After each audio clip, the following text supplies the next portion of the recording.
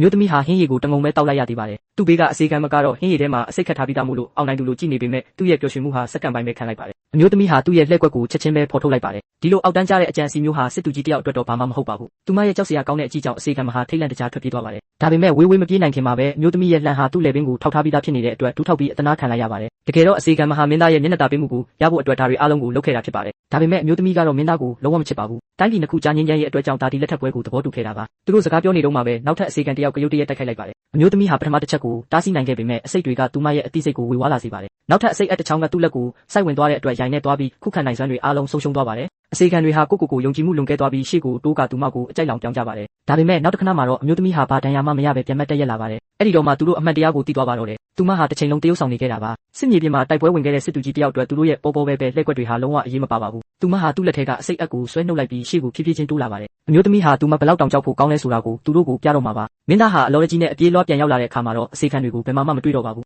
အေးစစ်စစ်နဲ့တခုခုကိုกินနေတဲ့သူမကိုပဲတွေ့လိုက်ရပါတယ်မင်းသားဟာအရန်ကိုထိတ်လန့်သွားပါတယ်အဲ့ဒီနောက်သူလှည့်ကြည့်လိုက်တဲ့အခါမှာတော့အစေခံတွေအားလုံးထုတ်တန်းပေါ်မှာတွဲလောင်းဆွဲခံထားရတာကိုတွေ့လိုက်ရပါတော့တယ်